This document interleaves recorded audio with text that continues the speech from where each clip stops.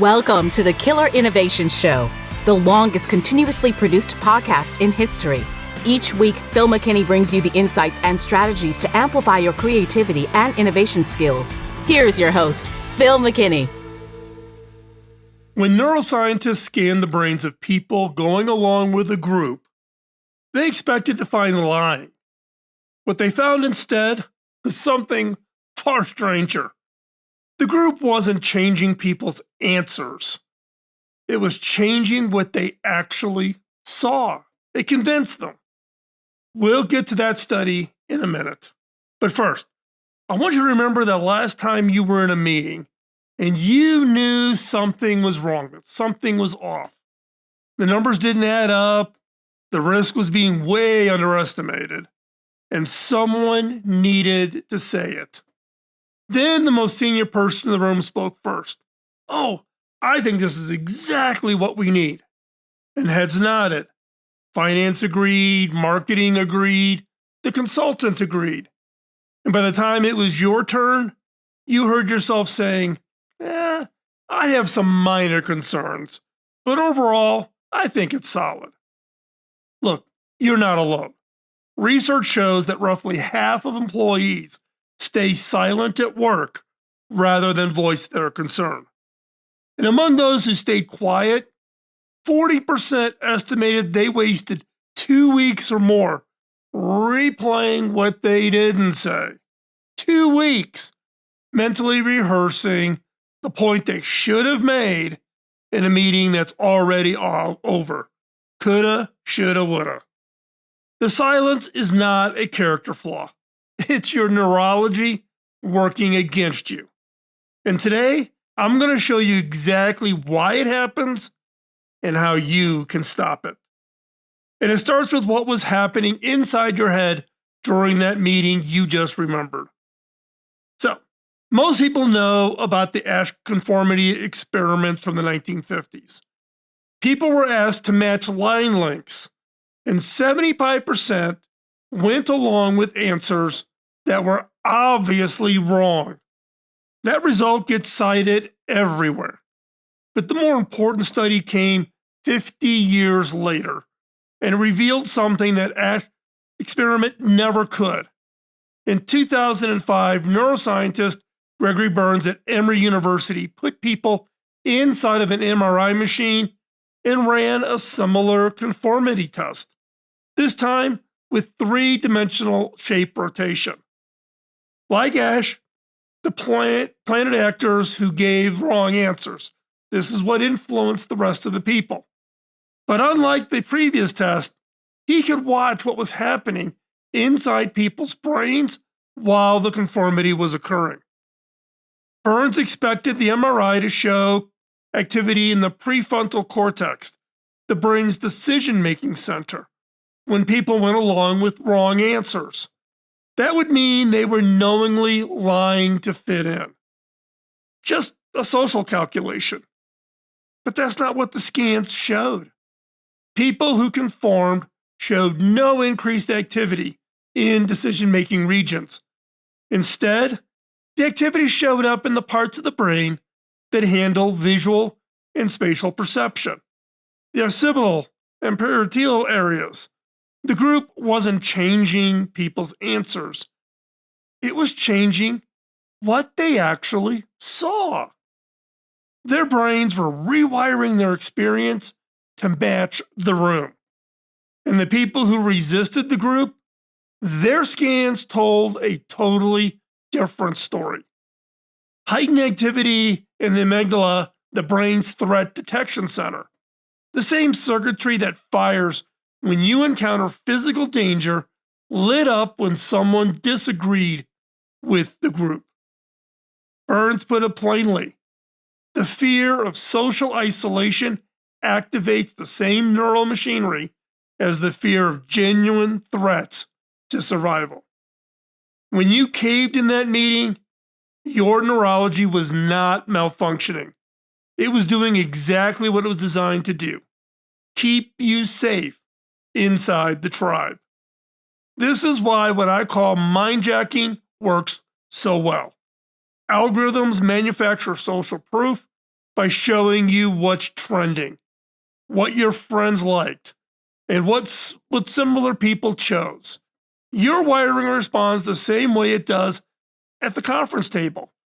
You're fighting your own threat detection system every time you try to hold an independent position within a group. And you cannot turn this wiring off, but you can learn to catch it in the act, and that starts with one critical distinction.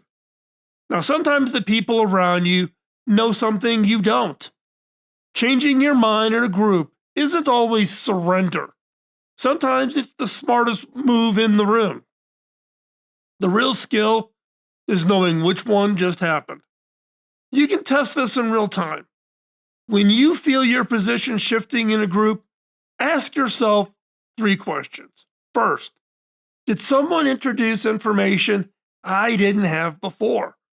If the CFO reveals a data point that genuinely changes the calculus, updating your view isn't weakness, it's intelligence. That's new evidence. Second, can I articulate why I changed my mind in very specific terms? If you can say, I shifted because the margin data in Q3 that I hadn't seen, then that's a real update. If you can only say, well, I don't know, everyone seemed to think it was fine, that's capitulation. The third, would I have reached the same conclusion alone, not in the group, with the same information? This is the killer question. If the answer is no, and you only arrived at the position because others were already there, you have not updated. You surrendered. Now, getting this wrong is costly, and not just the one time. When you capitulate, call it updating, you train yourself to stop trusting your analysis. Do it enough times, and you won't even bother preparing because you already know that you're going to defer. That's how capable people slowly become passengers in rooms where they should be driving. Capture those 3 questions somewhere where you'll see them and you can refer to them. They're your real-time check on whether you're being open-minded or you're being spineless. Those questions work when you're already in the meeting and the pressure is live. But what if you could protect your thinking before the pressure even starts? The most important thing you can do to protect your independent thinking doesn't happen during the meeting. It happens before. I call it the pre-meeting lock-in, and it takes less than 2 minutes. Before any meeting where a decision will be made, write down 3 things: your position, 2 or 3 key reasons supporting it, and what it would take to change your mind. Now put this on paper. Put it in a note on your phone. Just get it out of your head and into a form you can reference. Now, why does this work? Because once the decision starts, your mind is going to quickly edit your memories of what you believed. We just saw this in the MRI study. You'll start thinking, well, I wasn't really sure about that point anyways. Your pre-meeting notes are an anchor against this self-deception. They're a record of what you actually thought before the social pressure arrived. You want to see what happens when someone has the analysis but doesn't lock in? Let's look back in history. The night before the Challenger launch in January of '86, one of the engineering leaders, and his team at Morton Thiokol had the data. They knew the O-ring seals were dangerous in cold weather. They'd written memos. They'd run the numbers. They recommended against launching. But when NASA pushed back hard on the teleconference, Thiokol management called an offline caucus, and what they do? They excluded the engineers from the room. When the call resumed, management reversed the recommendation. They had been mind-jacked into believing in the conformity of what NASA was pushing for. but the engineers had the analysis. The managers had heard it, but under pressure from their biggest customer, the conclusion got edited in real time.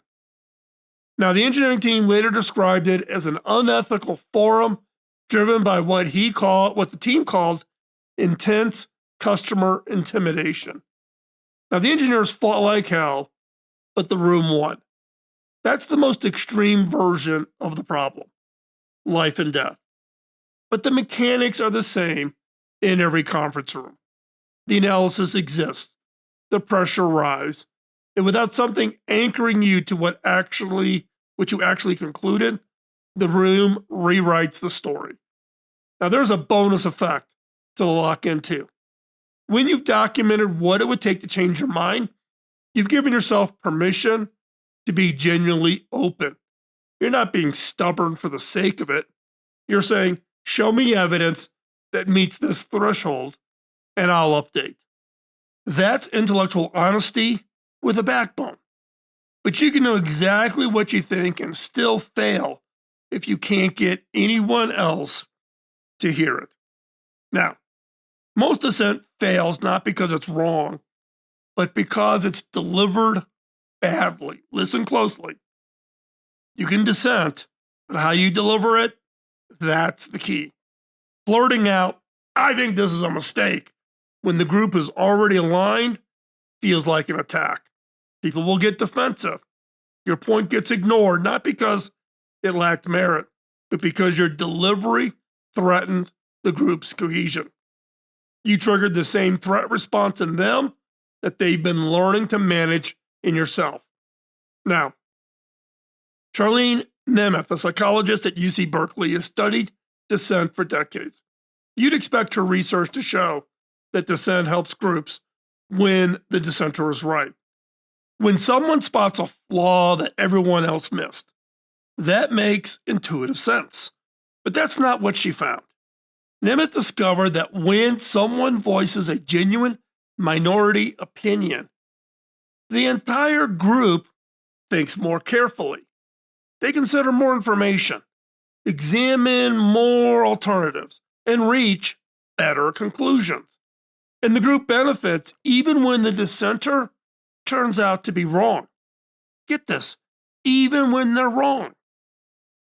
So even when you're wrong, the act of dissenting makes the group smarter. Your disagreement forces everyone out of autopilot.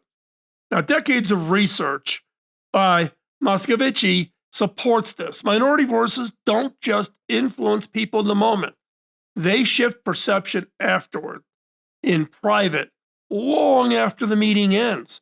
That's the good news. The catch is in how the dissent happens. Nemeth tested what happens when dissent is assigned rather than authentic.